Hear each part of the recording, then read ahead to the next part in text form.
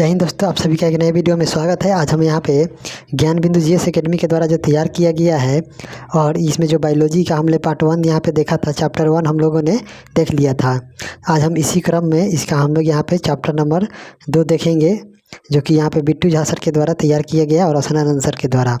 तो चलिए हम लोग यहाँ पे देखते हैं। आज दूसरा टॉपिक हम लोग यहाँ से देखेंगे और उसमें जितने भी प्रश्न हैं उसको हम लोग कवर करेंगे। तो इस चैनल पे जो भी और जिनको भी अच्छा लगे प्लीज़ इस चैनल को सब्सक्राइब कीजिएगा और अपने दोस्तों के साथ शेयर कीजिएगा। तो चलिए हम लोग यहाँ पे देखते हैं। दूसरा हम लोग का यहाँ पे टॉपिक है हिस्टोलॉजी यानी स्टडी ऑफ टिश्यू। उत्तक विज्ञान के बारे में जितने भी प्रश्न इसमें हो सकते हैं, जो कि मोस्ट इम्पोर्टेंट है आप लोगों के एग्ज़ाम के लिए, बिहार पुलिस और बिहार दरोगा एग्ज़ाम के ध्यान में रखते हुए। तो चलिए हम लोग इसमें का पहला प्रश्न यहाँ पे हम लोग देख लेते हैं, जो कि ये रिजल्ट ग्रांटेड यहाँ पे कंटेंट है। तो इसको हम लोग देखते हैं। तो हम लोग यहाँ पे पहला प्रश्न हम लोग यहाँ पे देख लेते हैं, जिसे हम लोग जूम करते हैं। तो पहला प्रश्न हम लोग यहाँ पे देखेंगे तो दिया गया है पहला प्रश्न की कोशिकाओं का ऐसा समूह जो रूप, कार्य और उत्पत्ति में समान होता है उसे क्या कहते हैं। तो कोशिकाओं का ऐसा समूह जो रूप, कार्य और उत्पत्ति में समान होता है उसे क्या कहते हैं, तो उसे हम लोग उत्तक कहते हैं। इसका हो जाएगा ऑप्शन नंबर बी, उसे हम उत्तक कहते हैं। आगे बढ़ते हैं। अगला हम यहाँ पे 2 नंबर प्रश्न यहाँ पे देखते हैं। तो 2 नंबर जो प्रश्न है यह यहाँ पे स्टेटमेंट पर आधारित प्रश्न है। निम्नलिखित कथनों पर विचार कीजिए। पहला स्टेटमेंट है समान उत्पत्ति तथा समान कार्य को संपादित करने वाली कोशिकाओं के समूह को उत्तक कहते हैं, जो कि बिल्कुल सही कथन है। दूसरा है उत्तक एक कोशिकीय तथा बहुकोशिकीय दोनों जीवों में पाया जाता है, जो कि यह बिल्कुल यहाँ पे गलत कथन है। जो उत्तक हैं वह जो हैं केवल एक कोशिकीय जंतु में पाए जाते हैं।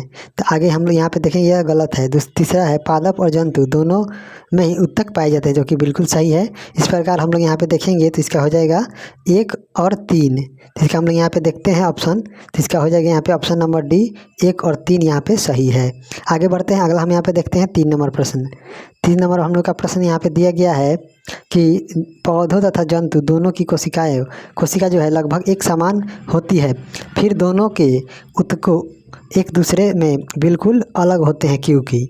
तो पौधे और जंतु की जो दोनों कोशिकाएं हैं वो लगभग एक समान होती है, फिर भी दोनों उत्तक हैं वो एक दूसरे से बिल्कुल भिन्न होते हैं यानी अलग होते हैं। इसका कारण क्या है, तो इसका हम लोग कारण देखेंगे। तो इसका यहाँ पे हो जाएगा ऑप्शन नंबर, यहाँ पे पौधों में कोई गति या प्रचलन नहीं होता है, जबकि जंतु एक स्थान से दूसरे स्थान तक विचरण करते हैं, जो कि बिल्कुल सही है। दूसरा है पौधों में वृद्धि कुछ क्षेत्रों में ही सीमित रहती है, जबकि जंतु में वृद्धि एक रूप में होती है, ये भी सही है। तीसरा है जंतु तथा पौधों के अंग तंत्र की बनावट पूर्णतः एक दूसरे से भिन्न होती है। तो इस प्रकार हो जाएगा इसका ऑप्शन नंबर डी, यह सभी कारण है, इसको याद रखिएगा। आगे बढ़ते हैं। अगला हम यहाँ पे प्रश्न देखेंगे 4 नंबर प्रश्न है हिस्टोलॉजी शब्द का प्रयोग सर्वप्रथम किसने किया था। तो जो हिस्टोलॉजी शब्द है यह उत्तकों के अध्ययन को हम लोग हिस्टोलॉजी कहते हैं, और इसका जो प्रयोग था इस शब्द का सबसे पहले किसके द्वारा किया गया था, तो यह मेयर नामक वैज्ञानिक के द्वारा इसका यहाँ पे प्रयोग किया गया था। आगे बढ़ते हैं। अगला यहाँ पे हम लोग प्रश्न देखते हैं 5 नंबर प्रश्न है एक विशेष कार्य करने वाली समान कोशिकाओं के समूह को क्या कहते हैं। एक विशेष कार्य को संपादन करने वाली जो समान कोशिकाएं के समूह हैं उसे हम लोग क्या कहते हैं, तो उसे हम लोग उत्तक कहते हैं, उत्तक। आगे बढ़ते हैं। अगला हम यहाँ पे 6 नंबर प्रश्न हम लोग देखते हैं। 6 नंबर हम लोग यहाँ पे प्रश्न हम लोग देख लेते हैं। तो 6 नंबर यहाँ पे प्रश्न दिया गया है। तो 6 नंबर है कि निम्नलिखित कथनों पर विचार कीजिए। पहला स्टेटमेंट है किसी एक उत्तक में एक ही आकार एवं विशेषताओं की कोशिका पाए जाते हैं, यानी किसी एक उत्तक में एक ही प्रकार एवं विशेषताएं की कोशिका पाई जाती है, जो कि यह जो दिया गया है कथन यह बिल्कुल यहाँ पे सही है। दूसरा है कुछ उत्तकों में विभिन्न आकार और एवं बनावट की कोशिकाएं होती हैं, जो कि ये भी सही है। इसका हो जाएगा कौन सा कथन यहाँ पे सही है, तो इसका हो जाएगा यहाँ पे ऑप्शन नंबर सी, 1 और 2 दोनों यहाँ पे सही है। आगे बढ़ते हैं। अगला हम यहाँ पे प्रश्न देखेंगे 7 नंबर। तो 7 नंबर प्रश्न हम लोग यहाँ पे देखते हैं। 7 नंबर प्रश्न है पादपों में विभाज्योत्की यानी जिसे हम लोग क्या कहते हैं, तो जिसे हम लोग मेरिस्मेटिक ऊतकों के बारे में निम्नलिखित कथनों में से कौन सा कथन जो है सही दिया गया है, तो इसका चयन करना है। तो इसमें हम लोग देखेंगे तो ये मृत होते हैं, जो कि यह बिल्कुल गलत है। पादपों में जो है विभाज्योतक यह जीवित होते हैं। दूसरा है अपनी मोटी हो चुकी भित्तियों के कारण ये पादप को लचीलापन देते हैं, नहीं, यह कठोरता ये प्रदान करते हैं, तो इस प्रकार ये भी गलत है। तीसरा है ये केवल किसी वृक्ष की छाल में होते हैं, नहीं, ये वृक्ष की छाल में नहीं होते हैं, उनके तनों के अंदर होता है जहाँ से उनका विभाजन होता है, तो इस प्रकार ये भी गलत है। चौथा है इन ऊतकों की कोशिकाओं के विभाजन के कारण पादपों में वृद्धि होती है, जो कि ये बिल्कुल सही है। यानी जब कोशिका ऊतकों का जब विभाजन होता है तभी नए यहाँ पे टहनियाँ या टहनी निकलती है, तो इस प्रकार इसका हो जाएगा ऑप्शन नंबर डी सही है। आगे बढ़ते हैं, अगला यहाँ पे हम लोग 8 नंबर प्रश्न देखते हैं। 8 नंबर प्रश्न दिया गया है कि निम्नलिखित में कौन सा एक पौधों के विभाज्योतकी ऊतक के संदर्भ में सही नहीं है, यानी कौन सा गलत है उसका चयन करना है। तो इसमें हम लोग देखेंगे तो यह जीवित कोशिकाओं का बना ऊतक होता है जिनमें विभाजन की क्षमता होती है, जो कि बिल्कुल सही कथन है। दूसरा है इस ऊतक की कोशिकाओं की रसधानी बहुत बड़ी होती है, तो जो यह ऊतक होता है इसमें जो है रसधानी जो होती है वह बहुत बड़ी नहीं होती है, इस प्रकार यह जो है गलत दिया गया है। तीसरा है इसके कोशिका का केंद्रक बड़े बड़े होते हैं, जो कि ये भी सही है। चौथा है इसके कोशिकाओं में कोशिका रस की मात्रा काफ़ी अधिक होती है, जो कि ये भी सही है। तो इस प्रकार जो इसका गलत है इसका हो जाएगा ऑप्शन नंबर बी, जो इसमें गलत दिया गया है और गलत का चयन करना था। आगे बढ़ते हैं, अगला हम यहाँ पे 9 नंबर प्रश्न देखते हैं। 9 नंबर प्रश्न है शीर्षस्थ विभाज्योतकी उत्तरदायी होता है, तो जो यहाँ पे एपिकल मेरिस्मेटिक जो टिश्यू है यह किसके लिए उत्तरदायी होता है, तो यह जो है लंबाई में वृद्धि के लिए उत्तरदायी होता है, इसको याद रखिएगा। आगे बढ़ते हैं, आगे हम लोग यहाँ पे 10 नंबर प्रश्न हम लोग देखते हैं। तो 10 नंबर यहाँ पे प्रश्न दिया गया है कि वह ऊतक जो प्राथमिक वृद्धि के लिए उत्तरदायी होते हैं वह कौन से ऊतक हैं जिनसे प्राथमिक वृद्धि होती है, तो इसका हो जाएगा इसमें मोटाई में वृद्धि के लिए यह उपयोगी होते हैं। आगे बढ़ते हैं, अगला यहाँ पे 11 नंबर प्रश्न है कि वह ऊतक जो प्राथमिक वृद्धि के लिए उत्तरदायी होते हैं, अभी हम लोगों ने देखा, तो इसमें क्या होगा, तो जो मोटाई में यहाँ पे वृद्धि, तो इस प्रकार इसका हो जाएगा क्या, यह ऑप्शन नंबर ए शीर्षस्थ, यानी मोटाई और लंबाई में जो वृद्धि है वह प्राथमिक वृद्धि कहलाता है, इसको आप लोग याद रखिएगा। आगे बढ़ते हैं, अगला हम यहाँ पे देखते हैं 12 नंबर प्रश्न है संवहन ऊतक में अवस्थित कैम्बियम एवं वृक्ष की छाल के नीचे का कैम्बियम उदाहरण है। तो जो संवहन ऊतक में जो यहाँ पे कैम्बियम पाया जाता है और वृक्ष की जो छाल है उसके नीचे जो कैम्बियम पाया जाता है वह किस प्रकार का उदाहरण है, तो यह जो उदाहरण है इसका हो जाएगा पार्श्व विभाज्योतकी का उदाहरण है, पार्श्व विभाज्योतकी का उदाहरण है, इसको याद रखिएगा।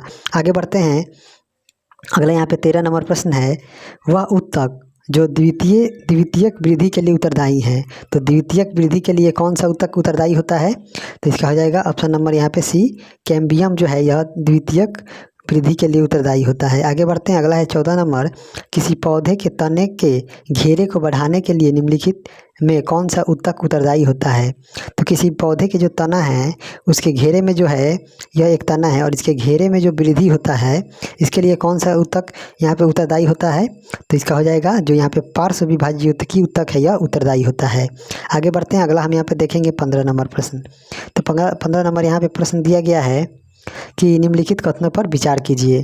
पहला स्टेटमेंट है पौधों के अस्थायी ऊतक के कोशिकाओं में विभाजन की क्षमता नहीं होती है, यानी पौधे के जो स्थायी ऊतक हैं उनमें जो है विभाजन की क्षमता नहीं होती है, तो बिल्कुल यह सही है, नहीं होती है। दूसरा है विभाज्योतकी ऊतक की वृद्धि के फलस्वरूप पौधे में अस्थायी ऊतक बनता है, जो कि ये भी कथन सही है। इस प्रकार इसमें चयन करना है कौन सा कथन यहाँ पे सही है, तो इसका हो जाएगा ऑप्शन नंबर सी, 1 और 2 दोनों यहाँ पे सही है। आगे बढ़ते हैं, अगला हम यहाँ पे 16 नंबर प्रश्न देखते हैं। और ये जो सीरीज चलाया जा रहा है यह बिहार पुलिस के लिए बहुत ही महत्वपूर्ण है, आप लोग इसे ज़रूर देखिए। यहाँ पे है 16 नंबर, एक बीजपत्री तने में द्वितीयक वृद्धि नहीं होती है क्योंकि इनमें नहीं होता है। एक बीजपत्री तने में जो है द्वितीयक वृद्धि नहीं होती है क्योंकि इनमें क्या नहीं पाया जाता है, इनमें जो है कैम्बियम नहीं पाया जाता है, इसका हो जाएगा ऑप्शन नंबर बी, जो कैम्बियम है यही है द्वितीयक वृद्धि के लिए यह उत्तरदायी होता है। और एक बीजपत्री जो तने होते हैं उनमें यह नहीं पाया जाता है, तो इस प्रकार इसका हो जाएगा ऑप्शन नंबर बी। आगे बढ़ते हैं, अगला यहाँ पे 17 नंबर प्रश्न है निम्नलिखित में किसे प्राथमिक विभाज्योतकी कहते हैं क्योंकि यह पौधे के जीवन चक्र के प्रारंभ में बनते हैं और यहाँ पे प्राथमिक पादप शरीर बनाते हैं। यानी इसमें पूछा जा रहा है कि किसे जो है प्राथमिक विभज्योतकी कहते हैं, जो यहाँ पे पौधे के जीवन चक्र में प्रारंभ में बनते हैं और प्राथमिक पादप शरीर बनाते हैं। ये कौन है? जिसका हो जाएगा यहाँ पे जो यह है, यहाँ पे शीर्षस्थ विभज्योतकी और यहाँ पे हो जाएगा अंतर्वेशी विभज्योतकी। यानी इसका हो जाएगा ऑप्शन नंबर डी, ए और सी दोनों यहाँ पे हो जाएगा। आगे बढ़ते हैं, अगला हम यहाँ पे 18 नंबर प्रश्न देखेंगे। 18 नंबर है, संवहन ऊतक का निर्माण किस विभज्योतकी द्वारा होता है? तो संवहन ऊतक का जो निर्माण है वो किसके द्वारा होता है? तो यह जो है किसके द्वारा? तो यह जो होता है पार्श्व मेरिस्टेमेटिक, पार्श्व जो विभज्योतकी है इसके द्वारा होता है। आगे बढ़ते हैं, अगला हम यहाँ पे 19 नंबर प्रश्न हम लोग देखते हैं। 19 नंबर प्रश्न हम लोग देखेंगे। तो 19 नंबर हम लोग को यहाँ पे प्रश्न दिया गया है जिसे हम लोग देखते हैं। 19 नंबर हम लोग यहाँ पे प्रश्न दिया गया है कि मृदुतक यानी पैरेन्काइमा किस प्रकार के ऊतक हैं? तो जो पैरेन्काइमा है जिसे हम मृदु ऊतक कहते हैं, यह किस प्रकार के उदाहरण ऊतक के प्रकार हैं? तो यह जो है किस प्रकार के हैं? तो इसका हो जाएगा ऑप्शन नंबर यहाँ पे हो जाएगा ए, यह जो है सरल यानी सिंपल टिश्यू का उदाहरण है। वहीं जटिल टिश्यू की बात करें तो इसमें क्या होता है, जाइलम और फ्लोएम होता है। जटिल ऊतक में जाइलम और फ्लोएम होता है, इसको आप लोग याद रखिएगा।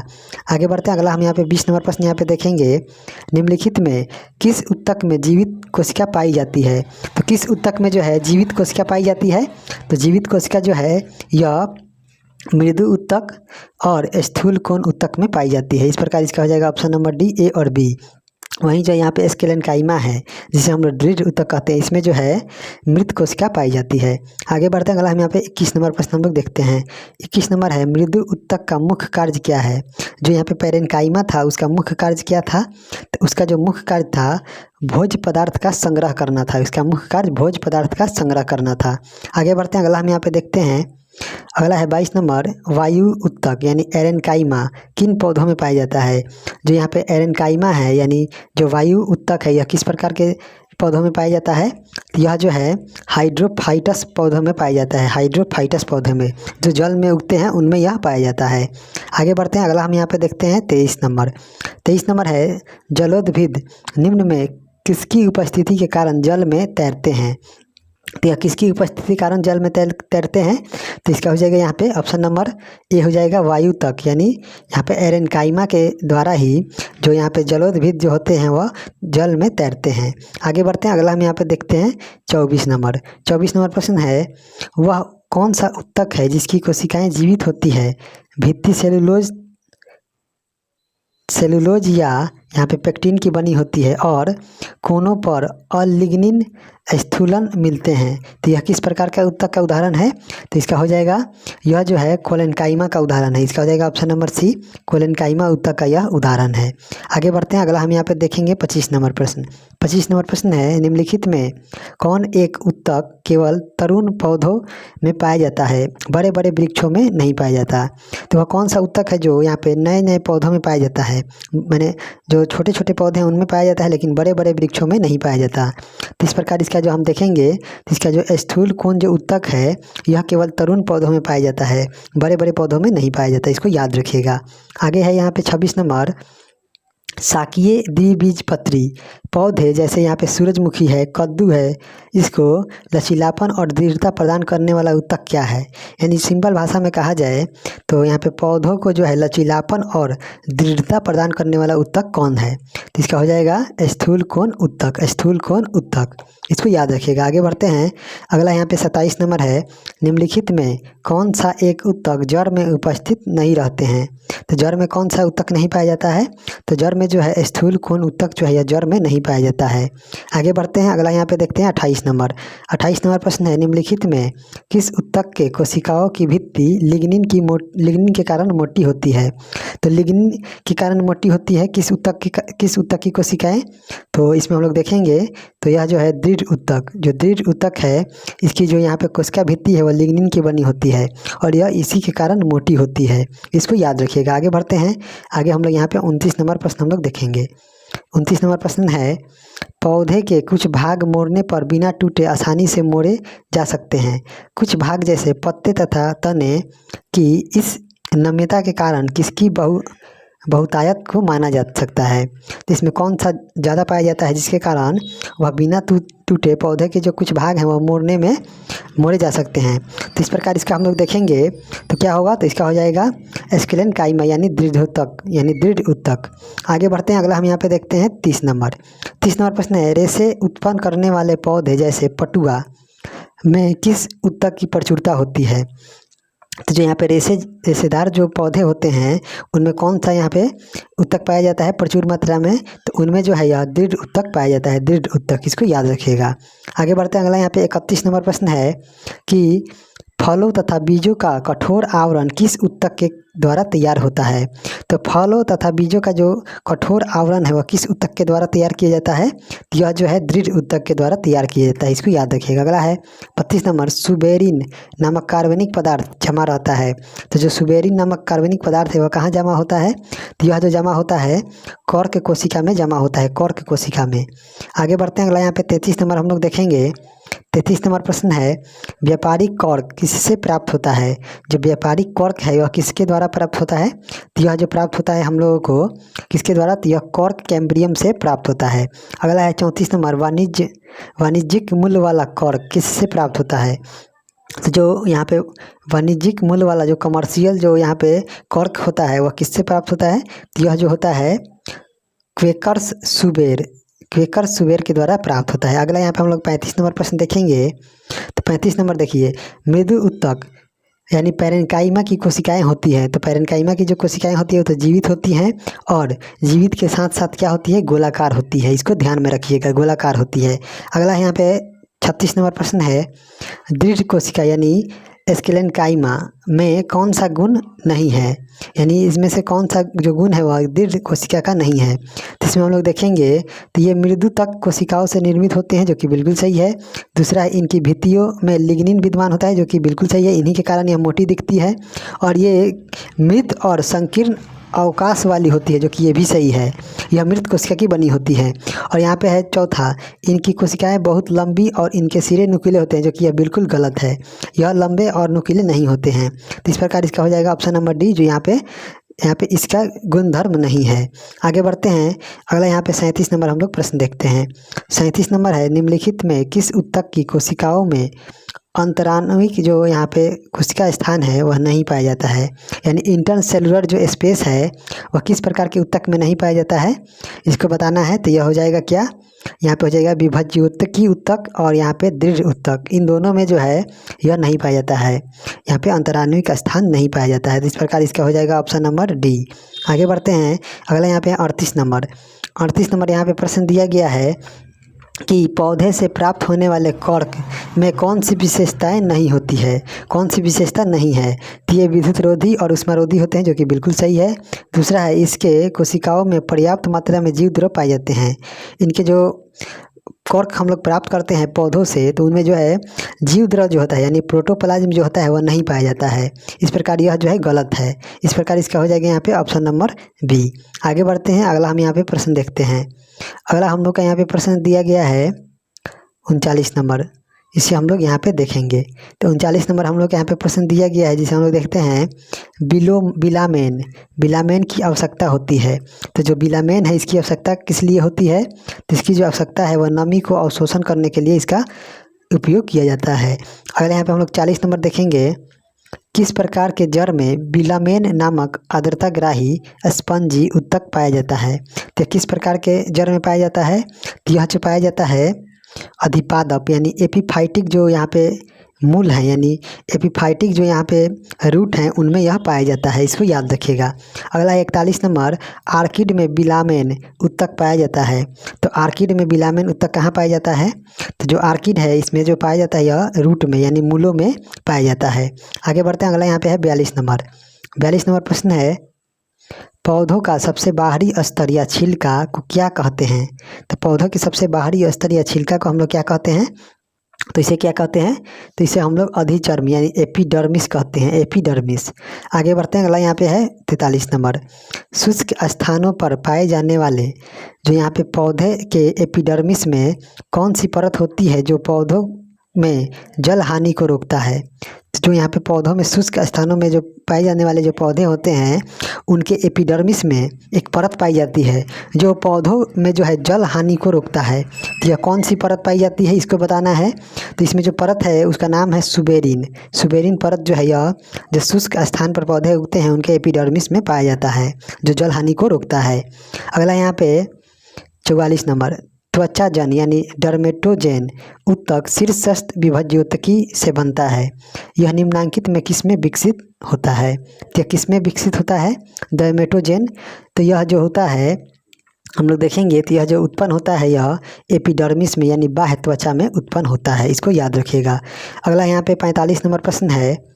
45 नंबर प्रश्न है कि निम्नलिखित में कौन सा उत्तक तंत्र पौधों के संपूर्ण मध्य भाग का निर्माण करते हैं? तो कौन सा जो उत्तक है वह जो है पौधों के जो संपूर्ण मध्य भाग है उसका निर्माण करते हैं। तो इस प्रकार इसका हो जाएगा जो ग्राउंड और फंडामेंटल टिश्यू सिस्टम है इसके द्वारा यह तैयार किया जाता है। अगला यहाँ पे हम लोग 46 नंबर देखेंगे। दिया गया है कि रंध्र और मूल रोम पाए जाते हैं। तो जो रंध्र है और मूल रोम है वह कहाँ पाए जाते हैं? तो यह जो पाए जाते हैं एपिडर्मिस में पाए जाते हैं यानी बाह्य त्वचा में पाए जाते हैं। अगला यहाँ पे 47 नंबर है, पौधों के बाह्य त्वचा के ठीक नीचे की परत को क्या कहते हैं? यानी पौधे के जो बाह्य त्वचा है यानी एपिडर्मिस है उसके ठीक जो नीचे वाली परत है उसको क्या कहते हैं? तो इसका हम लोग यहाँ पे देखेंगे ऑप्शन। तो इसको हम लोग क्या कहते हैं? तो इसको हम लोग कहते हैं क्या? तो इसको हम लोग कहेंगे कॉर्टेक्स। कॉर्टेक्स कहते हैं। यहाँ पे एपिडर्मिस हो गया और एपिडर्मिस के जस्ट नीचे जो यह परत है इसको हम लोग कॉर्टेक्स कहते हैं। अगला यहाँ पे प्रश्न है 48 नंबर। 48 नंबर प्रश्न है, पौधे के अंतः त्वचा यानी इंडोडर्मिस तथा संवहन बंडल के बीच पाए जाने वाले परत को क्या कहते हैं? तो इसके बीच जो पाए जाने वाले परत हैं उसको क्या कहते हैं? तो इस परत को हम लोग कहते हैं पेरीसाइकिल। पेरीसाइकिल यानी परिरंभ कहते हैं, इसको याद रखिएगा। अगला है यहाँ पे 49 नंबर। दिया गया है कि कैम्ब्रियम के संबंध में निम्न में कौन सा कथन यहाँ पे गलत दिया गया यानी सही नहीं है? यह जाइलम और फ्लोएम के बीच रहता है। यह जो है जाइलम और फ्लोएम के बीच रहता है कैम्बियम, जो कि बिल्कुल सही है। दूसरा यह एक बीजपत्री तथा द्विबीजपत्री दोनों पौधों में पाया जाता है, जो कि यह जो कथन है यह पूरी तरह यह गलत है। अगला यहाँ पे ये या एक या कई परतों में बना होता है, जो कि बिल्कुल सही है। चौथा है, इसकी कोशिकाएं पतली दीवार वाली तथा आयताकार होती है, ये भी सही है। इस प्रकार इसका हो जाएगा ऑप्शन नंबर बी जो यहाँ पे गलत है। आगे बढ़ते हैं। अगला हम यहाँ पे देखेंगे 50 नंबर। 50 नंबर प्रश्न है, निम्नलिखित में कौन सा परत जो है भरण या मूल उत्तक तंत्र यानी ग्राउंड और फंडामेंटल टिश्यू सिस्टम के अंतर्गत शामिल है? तो इसमें कौन कौन सा उत्तक पाया जाता है? तो इसमें जो पाया जाता है आपका कॉर्टेक्स पाया जाता है, परिरंभ पाया जाता है, कॉर्टेक्स, पेरीसाइकिल, मज्जा और पीध किरणें, ये चारों पाए जाते हैं, इसको याद रखिएगा। आगे बढ़ते हैं। अगला यहाँ पे 51 नंबर प्रश्न है कि पौधे के भरण उत्तक तंत्र के मुख्य कार्य हैं। तो पौधे के जो भरण उत्तक तंत्र के मुख्य कार्य क्या हैं? तो इसके जो मुख्य यहाँ पे कार्य हैं उसके बारे में बताना है। तो इसका हो जाएगा यह भोज्य पदार्थ का निर्माण तथा उसका संग्रह करता है। तो इस प्रकार इसका हो जाएगा ऑप्शन नंबर बी। आगे बढ़ते हैं। अगला हम यहाँ पे देखेंगे 52 नंबर। 52 नंबर है, निम्नलिखित में कौन अजैव पदार्थ यानी इर्गेस्टिक सब्सटेंस का संचय करता है? यह किसके द्वारा किया जाता है अजैव पदार्थ का संग्रह? तो इसका हो जाएगा इडियोप्लास्ट के द्वारा किया जाता है। अगला है यहाँ पे 53 नंबर, वह संवहन बंडल जिनमें जाइलम के दोनों ओर फ्लोएम पाया जाता है उसको क्या कहते हैं? तो वह जो यहाँ पे संवहन बंडल है जिसमें जाइलम के दोनों तरफ, एक तरफ जाइलम हो गया, जाइलम के जो है दोनों तरफ फ्लोएम पाया जाता है, तो यह कौन सा, इसे क्या कहते हैं? तो इसको हम लोग कहेंगे क्या? बाइकोलेट्रल।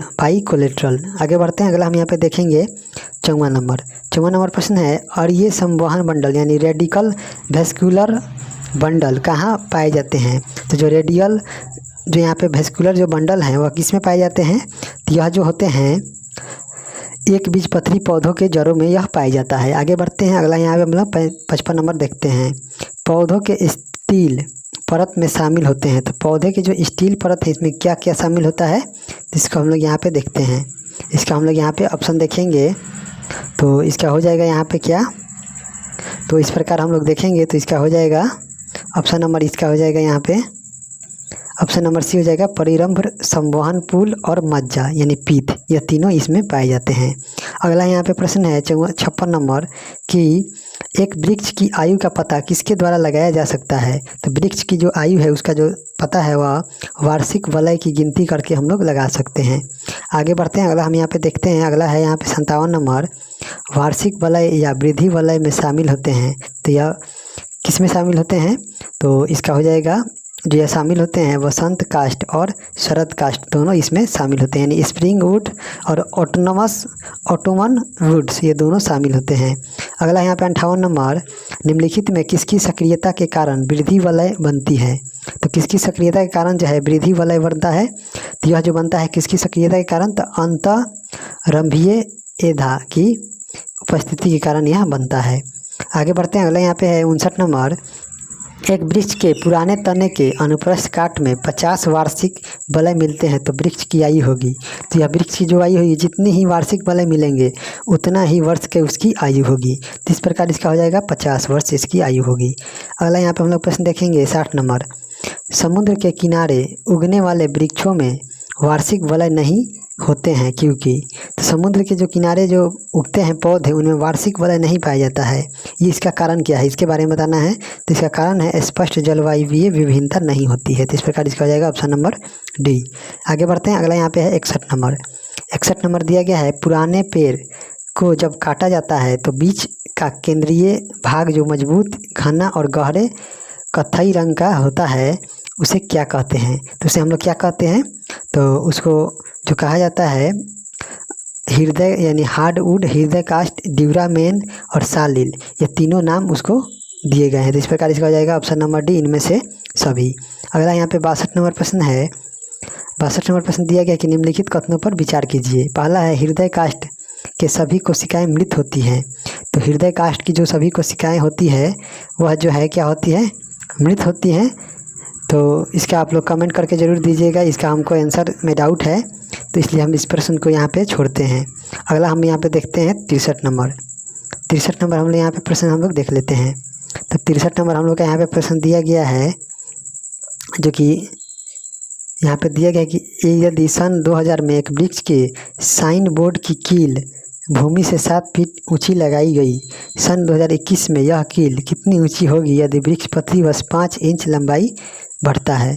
तो 7 फीट का लगाया गया और यहाँ पे 2021 में यानी यह प्रति वर्ष 5 इंच लंबाई में यह बढ़ता है तो कितना हो जाएगा, तो इसका हम लोग देखेंगे तो कितना हो जाएगा, तो यह हो जाएगा 7 फीट का ही रहेगा, यह 7 फीट का ही रहेगा। आगे बढ़ते हैं, अगला हम यहाँ पे देखते हैं प्रश्न। अगला प्रश्न है 64 नंबर, जटिल ऊतक यानी कॉम्प्लेक्स जो टिश्यू है वह बना होता है। तो जो जटिल ऊतक है वह किस प्रकार की कोशिकाओं से बना होता है, तो यह जो बना होता है भिन्न भिन्न कार्य करने वाले विभिन्न प्रकार की कोशिकाओं का यह मिश्रण होता है। तो इस प्रकार इसका हो जाएगा ऑप्शन नंबर सी। अगला यहाँ पे 65 नंबर, चालनी नलिका तथा सह कोशिका पाई जाती है। तो जो चालनी नलिका है और सह कोशिका है वह कहाँ पाई जाती है, तो यह जो पाई जाती है फ्लोएम में पाई जाती है, फ्लोएम में। अगला यहाँ पे 66, जाइलम एवं फ्लोएम का निर्माण कितने तत्वों से होता है। तो जाइलम और फ्लोएम जो है यह जटिल ऊतक हैं और यह इनके निर्माण में कितने तत्वों से होता है, तो इनका जो निर्माण है वह 4 तत्वों से होता है। आगे बढ़ते हैं, अगला हम यहाँ पे देखते हैं 67 नंबर।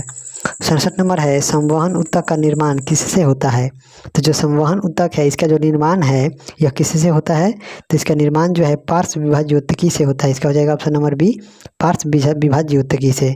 अगला यहाँ पे 68 नंबर है, इनमें कौन जाइलम तत्व नहीं है। इनमें जो कौन सा है जो जाइलम तत्व नहीं है इसके बारे में बताना है।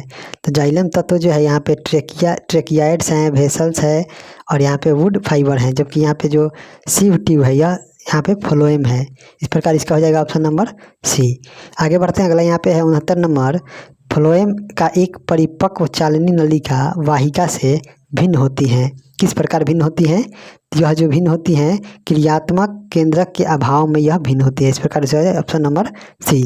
आगे बढ़ते हैं, अगला यहाँ पे 70 नंबर प्रश्न है, जाइलम का कौन सा तत्व मुख्य रूप से जल तथा खनिज लवण के परिवहन का कार्य करती है। तो जाइलम का कौन सा यहाँ पे मुख्य तत्व है जिसके द्वारा जल और खनिज लवण का परिवहन होता है, तो इस प्रकार हम लोग देखेंगे तो इसका हो जाएगा यहाँ पे वाहिनिकाएँ और वाहिकाएं, ये दोनों हो जाएगा। तो इस प्रकार इसका हो जाएगा ऑप्शन नंबर डी, ए और बी दोनों।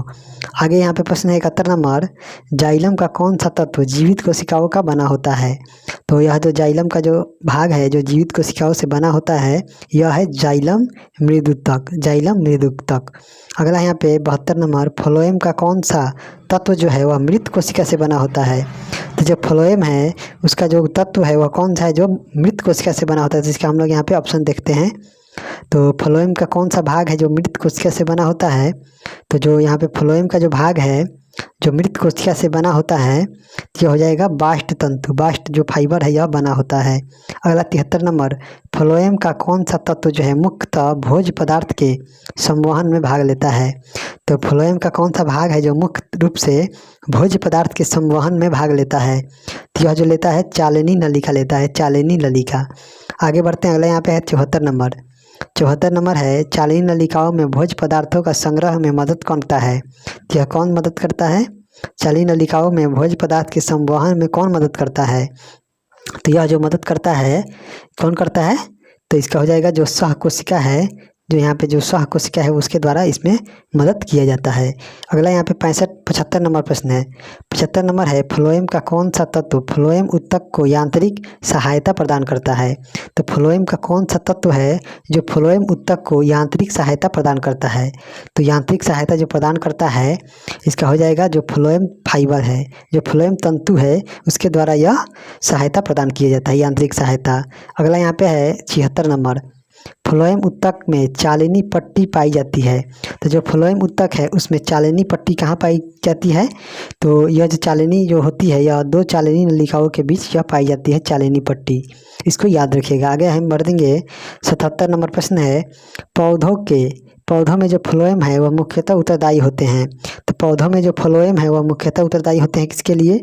तो यह जो होते हैं आहार वहन के लिए उत्तरदायी होते हैं, आहार वहन के लिए। अगला यहाँ पे प्रश्न है 78 नंबर है, पौधों में जाइलम मुख्यतः जिम्मेदार है। तो पौधों में जो जाइलम है वह किस प्रकार जिम्मेदार है? तो यह जो जिम्मेदार है जल वहन के लिए जिम्मेदार है जाइलम। अगर यहाँ पे हम लोग देखेंगे 79 नंबर, शाखाओं से पत्तियाँ किन कारणों से झड़ जाती हैं? तो शाखाओं से जो है यानी तनों से जो पत्तियाँ हैं वो किस प्रकार झड़ जाती हैं? तो यह जो झड़ जाती है कर्क के बाहर विगलन परत बन जाने से, इसका हो जाएगा ऑप्शन नंबर डी। आगे बढ़ते हैं, अगला यहाँ पे 80 नंबर प्रश्न है कि निम्नलिखित में से किस एक भारतीय वैज्ञानिक ने पादपों में जल की लंबी दूरी के अभिगमन का सिद्धांत प्रस्तुत किया था? किस भारतीय वैज्ञानिक के द्वारा जो है पौधों में जल की लंबी दूरी के अभिगमन का सिद्धांत दिया गया था? यह जो दिया गया था JC बोस के द्वारा, यानी जगदीश चंद्र बोस के द्वारा दिया गया था। आगे बढ़ते हैं, अगला यहाँ पे है 81 नंबर है, निम्नलिखित में किस प्रकार के उत्तक जो है शरीर की सुरक्षा कवच का कार्य करते हैं? तो किस प्रकार के जो उत्तक हैं वह शरीर का सुरक्षा कवच का कार्य करते हैं?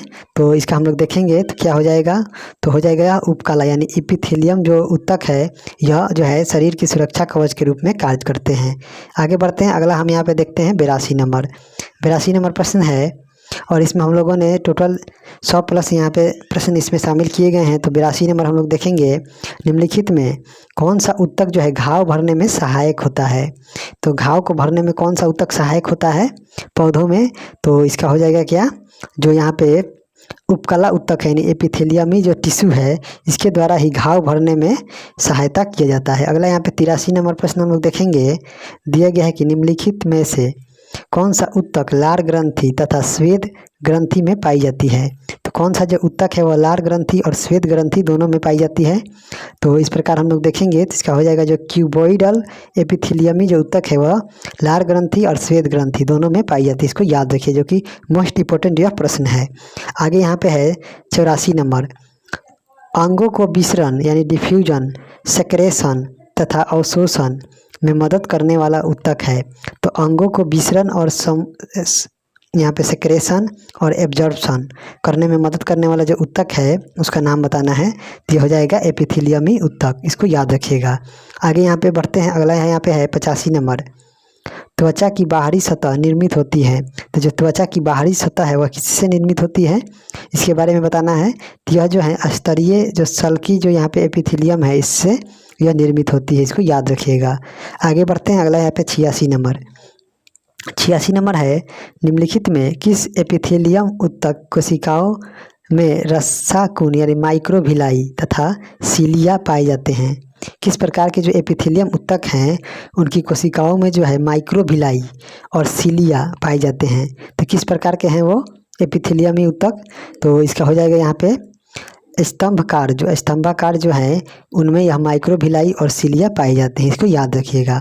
आगे है यहाँ पे 87 नंबर प्रश्न है, जो यहाँ पे क्या दिया गया है, स्टेटमेंट पर आधारित यह प्रश्न यहाँ पे दिया गया है, जिसे हम लोग जूम आउट करके यहाँ पे देखेंगे। तो यहाँ पे दिया गया है कि निम्नलिखित कथनों पर विचार कीजिए। पहला है, एपिथेलियमी ऊतक में कोशिकाओं की संख्या कम होती है और आंतराणविक पदार्थ अधिक होता है, जो कि यह बिल्कुल यहाँ पे गलत है। दूसरा है, संयोजक ऊतक में अंतराणविक पदार्थ नहीं पाए जाते हैं, ये गलत है। यहाँ पे जो है अंतराणविक जो स्थान है वह संयोजी ऊतक में पाए जाते हैं, यह जो एपिथेलियम ऊतक है इसमें नहीं पाए जाते हैं। तो इस प्रकार जो है यहाँ पे दोनों स्टेटमेंट जो है यहाँ पे गलत दिया गया है, जिसका हम लोग ऑप्शन देखेंगे। तो इस प्रकार इसका हो जाएगा यहाँ पे न तो ए न दो, यानी दोनों यहाँ पे गलत दिया गया है। आगे बढ़ते हैं, अगला यहाँ पे हम लोग 88 नंबर प्रश्न हम लोग देखते हैं। 88 नंबर प्रश्न है, सल्की एपिथेलियम ऊतक का प्रमुख कार्य क्या है? तो जो सल्की एपिथेलियम ऊतक है इसका जो मुख्य कार्य है वो कौन सा है? तो इसको आप लोग याद रखिएगा, इसका हो जाएगा सुरक्षा देना, यानी सुरक्षा करना इसका मुख्य कार्य है। अगला यहाँ पे 89 नंबर, पक्षाभी एपिथेलियम ऊतक पाए जाते हैं, तो यह कहाँ पाए जाते हैं? पक्षाभी एपिथेलियम ऊतक जो हैं यह कहाँ पाए जाते हैं? तो यह हो जाएगा कहाँ पाए जाते हैं?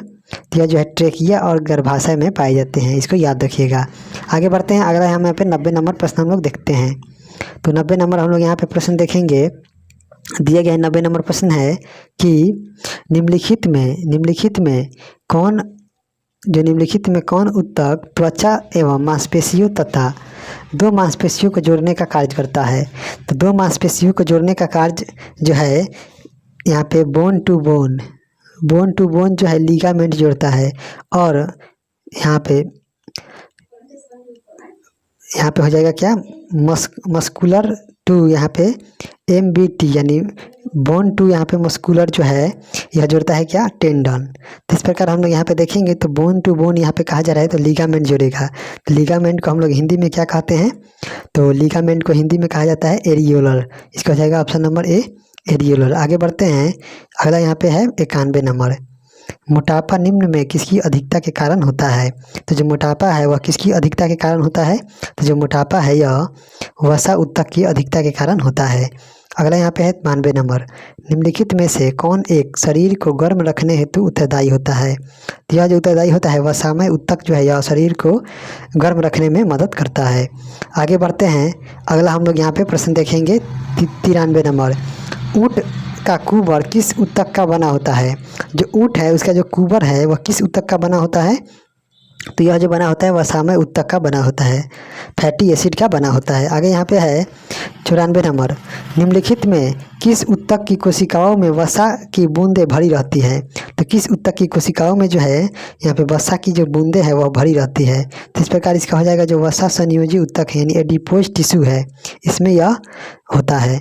आगे बढ़ते हैं, अगला यहाँ पे 95 नंबर प्रश्न है कि निम्नलिखित में कौन ऊतक कौन है? तो ऊतक के बारे में बताना है, तो इसमें से कौन ऊतक है इसके बारे में बताना है। तो इसका हो जाएगा क्या, इसका हो जाएगा यहाँ पे जो यहाँ पे रुधिर है यह एक कनेक्टिव टिश्यू है, ये तरल संयोजी ऊतक है। इस प्रकार इसका हो जाएगा ऑप्शन नंबर सी। अगला है 96 नंबर, निम्नलिखित में कौन ऊतक का उदाहरण है? तो ऊतक का इसमें उदाहरण बताना है, तो ऊतक इसमें से कौन है? तो इसका हो जाएगा ऑप्शन नंबर बी, लसिका यानी लिम्फ, लसिका हो जाएगा।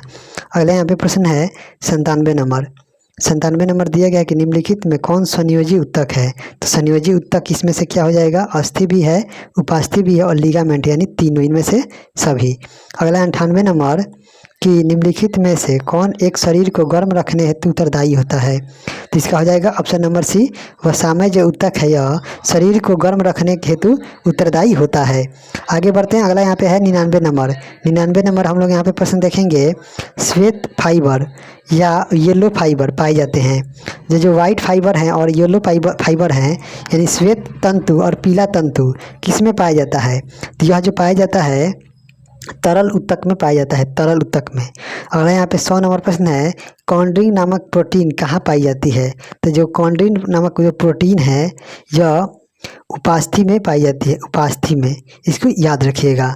अगला यहाँ पे प्रश्न है 101 नंबर कि टेंडन निर्माण होता है, तो टेंडन का निर्माण कहाँ होता है? तो जो टेंडन है इसका जो निर्माण होता है वह श्वेत तंतुमय उत्तक में, यानी वाइट फाइबर में इसका निर्माण होता है, इसको याद रखिएगा। आगे है हम लोग यहाँ पे 102 नंबर हम लोग प्रश्न यहाँ पे देखते हैं।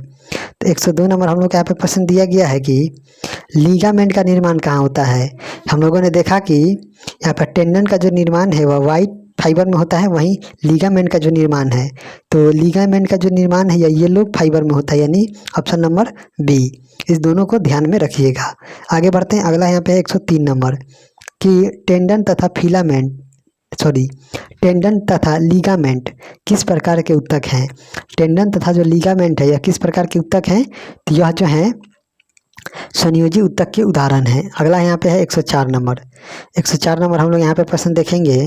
दिया गया है कि निम्नलिखित कथनों पर विचार कीजिए। पहला है, टेंडन जो है मांसपेशी को अस्थि से अथवा दूसरी मांसपेशी से जोड़ता है। टेंडन जो है मांसपेशी को अस्थि से, जो कि बिल्कुल सही है। लिगामेंट जो है हड्डी को हड्डी से जोड़ता है, जो कि ये भी सही है। इस प्रकार हो जाएगा इसका ऑप्शन नंबर सी। 1 और 2 दोनों यहाँ पे सही है। आगे बढ़ते हैं। अगला हम यहाँ पे देखेंगे 105 नंबर।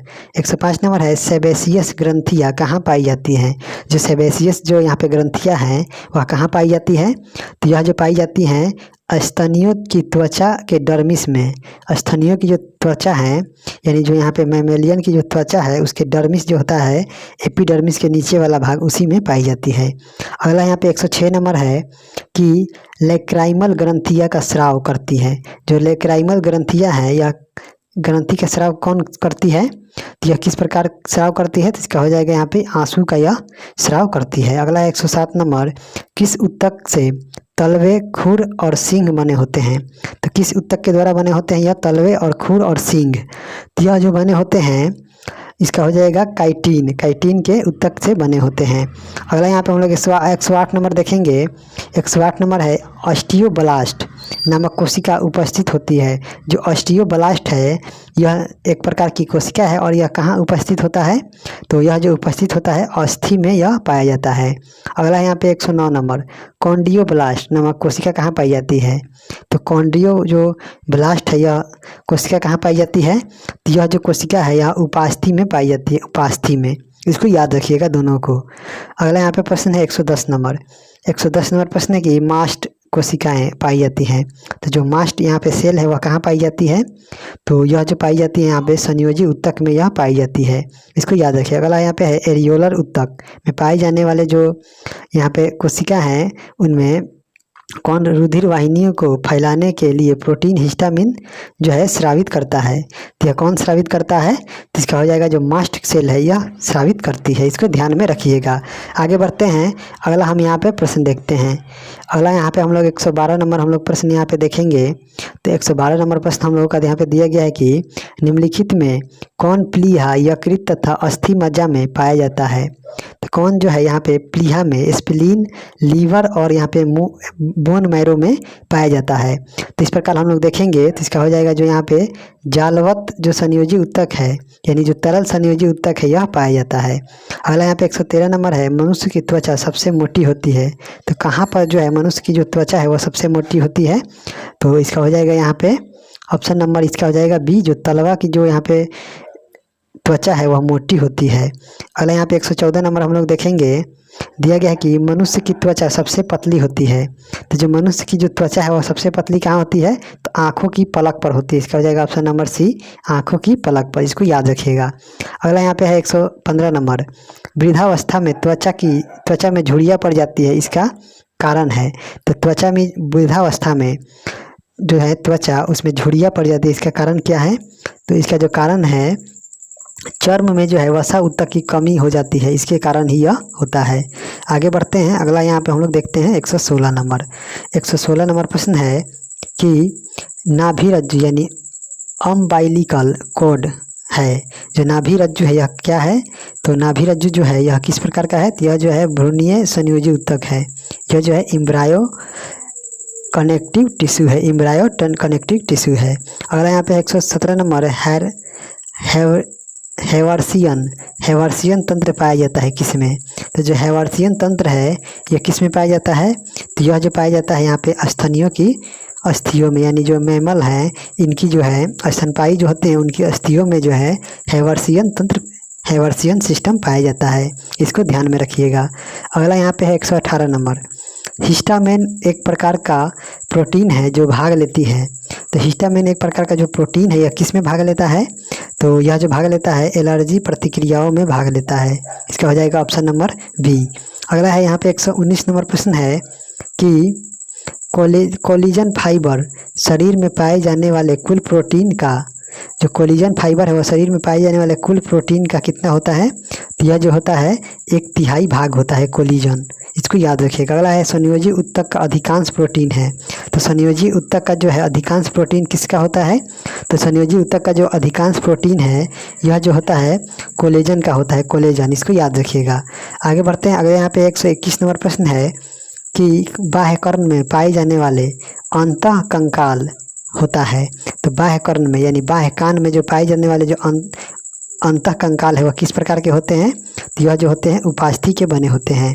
अगला 122 नंबर शारीरिक अंगों में गति के लिए जिम्मेदार उत्तक है। तो यहाँ पे जो शारीरिक अंगों में जो गति है उसके लिए कौन जिम्मेदार होता है? तो उसके लिए जो जिम्मेदार होता है वह पेशी उत्तक होता है, पेशी उत्तक। आगे बढ़ते हैं। अगला हम यहाँ पे 123 नंबर हम लोग प्रश्न यहाँ पे देखेंगे। 123 नंबर प्रश्न यहाँ पे दिया गया है कि सार्कोप्लाज्म नामक तरल पाया जाता है किस में? तो जो सार्कोप्लाज्म नामक तरल है यह कहाँ पाया जाता है? तो यह जो पाया जाता है पेशी उत्तक में पाया जाता है। इसको ध्यान में रखिएगा। आगे बढ़ते हैं। अगला है 124 नंबर। 124 नंबर है अरेखित तथा रेखित उत्तक मूल रूप से किस प्रकार के उत्तक हैं? तो जो यहाँ पे अरेखित और रेखिक जो उत्तक हैं यह किस प्रकार के उत्तक का उदाहरण है? तो यह जो है पेशी उत्तक के उदाहरण है। अगला है यहाँ पे 125 नंबर नेत्र के आइरिस में पाए जाने वाले उत्तक हैं। तो नेत्र के जो आइरिस हैं उसमें किस प्रकार के उत्तक पाए जाते हैं? तो उसमें जो उत्तक पाए जाते हैं वो आरेखित पाए जाते हैं, आरेखित उत्तक पाए जाते हैं। आगे बढ़ते हैं। अगला यहाँ पे है 126 नंबर। 126 नंबर प्रश्न है इंटर कैलेक्टेड डिस्क उपस्थित होते हैं। तो इंटर कैलेक्टेड जो डिस्क है यह कहाँ उपस्थित होते हैं? तो यह जो उपस्थित होते हैं हृदय की जो पेशियाँ हैं उनमें यह उपस्थित होते हैं। अगला 127 नंबर निम्नलिखित में कौन सी पेशी ऐच्छिक पेशी है? कौन जो पेशी है वह ऑटोमेटिक नहीं है बल्कि अपनी इच्छा पर यानी किसी की इच्छा पर वह कार्य करती है। तो इसका हो जाएगा क्या? तो इसका हो जाएगा यहाँ पे रेखित जो पेशी है यह ऐच्छिक का उदाहरण है, जबकि अरेखित जो पेशी है यह अनैच्छिक क्रियाओं का यह पेशी होता है। आगे बढ़ते हैं। अगला हम यहाँ पे देखेंगे 128 नंबर। 128 नंबर है आहार नाल के एक भाग से दूसरे भाग में भोजन का प्रवाह किस पेशी के संकुचन और प्रसार के कारण होता है? तो किसके संकुचन और प्रसार के कारण होता है? तो इसका हम लोग देखेंगे। तो इसका हो जाएगा जो आरेखित पेशी है इसके द्वारा ही इसका होता है। आगे बढ़ते हैं। अगला यहाँ पे है 129 नंबर मायोफाइब्रिल नामक रचना किस उत्तक में पाई जाती है? तो मायोफाइब्रिल नामक जो रचना है वह कहाँ पाई जाती है? तो यह जो पाई जाती है पेशी उत्तक में पाई जाती है। इसको याद रखिएगा। अगला यहाँ पे 130 नंबर प्रश्न है कि निम्नलिखित में किस पेशी में जो है थकान उत्पन्न नहीं होता है? तो किस प्रकार की पेशी में थकान नहीं होता है? तो यानी जो यहाँ पे अनैच्छिक क्रियाओं का जो संवहन करने वाली पेशी है उनमें थकान उत्पन्न नहीं होता है। तो इस प्रकार इसका हो जाएगा क्या? तो इसका हो जाएगा ऑप्शन नंबर बी आरेखित पेशी। आगे बढ़ते हैं। सॉरी यहाँ पे ये इसका हो जाएगा क्या? तो इसका हम लोगों ने गलत आंसर बता दिया है। तो इसका हो जाएगा क्या? जहाँ थकान उत्पन्न नहीं होता है तो यह हो जाएगा कार्डिएट, यानी जो हृदय की जो पेशियाँ हैं उसमें थकान उत्पन्न नहीं होता है। आगे यहाँ पे हम लोग देखेंगे 131 नंबर शरीर के कुल भाग का लगभग 50% भार जो है वह होता है। तो शरीर का कुल भार का लगभग 50% जो भार है वह किसका होता है? तो यह जो होता है रेखित पेशी का होता है, रेखित पेशी का। अगला यहाँ पे है 132 नंबर। 132 नंबर प्रश्न है कि संवेदना का चालन शरीर के एक भाग से दूसरे भाग में होता है, किसके द्वारा होता है? तो यह जो संवेदना का जो यहाँ पे आदान प्रदान होता है शरीर के एक भाग से दूसरे भाग में होता है जो है तंत्रिका ऊतक के द्वारा होता है। अगला है तंत्रिका ऊतक इकाई है। तो तंत्रिका ऊतक की जो इकाई है वो क्या है, न्यूरॉन है। न्यूरॉन है, इसको याद रखिएगा। आगे बढ़ते हैं। अगला हम लोग यहाँ पे देखेंगे 134 नंबर। 134 नंबर हम लोग यहाँ पे प्रश्न दिया गया है, जिसे हम लोग देखते हैं। मनुष्य के शरीर की सबसे लंबी कोशिका होती है। तो मनुष्य के शरीर की सबसे लंबी कोशिका क्या है, तो इसका हो जाएगा ऑप्शन नंबर सी, तंत्रिका की कोशिका है। अगला यहाँ पे 135 नंबर, जन्म के बाद मानव के किस ऊतक में कोई कोशिका विभाजन नहीं होता है। तो जन्म के बाद जो है मानव के किस ऊतक में कोई भी कोशिका का विभाजन नहीं होता है। तो इसका हो जाएगा ऑप्शन नंबर बी, तंत्रिका ऊतक में कोई किसी भी प्रकार का विभाजन नहीं होता है। आगे बढ़ते हैं। अगला यहाँ पर हम लोग देखते हैं 136 नंबर। 136 नंबर प्रश्न दिया गया है कि न्यूरॉन के डेंड्रिन से निकलने वाली पतली पतली शाखाएं क्या कहलाती है। तो न्यूरॉन के जो ड्रेडन है उनसे निकलने वाली जो पतली पतली शाखाएं होती है उसे हम लोग क्या कहते हैं, तो उसे कहा जाता है क्या, तो उसे डेंड्राइट कहा जाता है, डेंड्राइट। अगला यहाँ पे 137 नंबर, रैनवियर के नोड कहाँ पाई जाती है। तो रैनवियर का जो नोड है वह कहाँ पाया जाता है, तो यह जो पाया जाता है आपका तंत्रिका ऊतक में पाया जाता है, इसको याद रखिएगा। आगे बढ़ते हैं। अगला है 138 नंबर, दो न्यूरॉन के जोड़ को क्या कहते हैं। तो दो न्यूरॉनों के जो जोड़ हैं, जो जंक्शन होता है उसे क्या कहते हैं, तो उसे हम लोग क्या कहते हैं, तो उसका हो जाएगा जो इसे सिनेप्स कहते हैं, सिनेप्स। अगला यहाँ पे प्रश्न है 139 नंबर, दिया गया है कि न्यूरॉन कोशिका में संवेदना का संचार कैसे होता है। जो न्यूरॉन कोशिका है उसमें जो है यहाँ पे संवेदना का जो संचार है वह किसके माध्यम से होता है, तो यह जो होता है एक न्यूरॉन के एक्सॉन से दूसरे न्यूरॉन के डेंड्राइट में। इस प्रकार इसका हो जाएगा ऑप्शन नंबर ए। और इस यहाँ पे जो टॉपिक यहाँ पे हम लोग का दूसरा था उसका अंतिम प्रश्न है बायोप्सी संबंधित है। तो जो बायोप्सी एक प्रक्रिया है यह किससे संबंधित है, तो यह जो प्रक्रिया है या परीक्षण के लिए ऊतकों को शरीर से अलग करने से संबंधित है। इसका हो जाएगा ऑप्शन नंबर सी। तो इसमें हम लोगों ने 140 प्रश्न देखा। आगे हम यहाँ पे नेक्स्ट वीडियो में हम लोग देखेंगे क्या, तो नेक्स्ट वीडियो में हम लोग यहाँ पे अगला एक चैप्टर है, यहाँ पे दिया गया है क्या, माइक्रो ऑर्गेनिज्म यानी सूक्ष्म जीवाणु, सूक्ष्म जीवों के बारे में हम लोग चर्चा करेंगे अगले वीडियो में। तो मिलते हैं अगले वीडियो में, तब तक के लिए जय हिंद दोस्तों। इस वीडियो को लाइक शेयर जरूर कीजिए अपने दोस्तों के साथ। तो चलिए मिलते हैं अगले वीडियो में।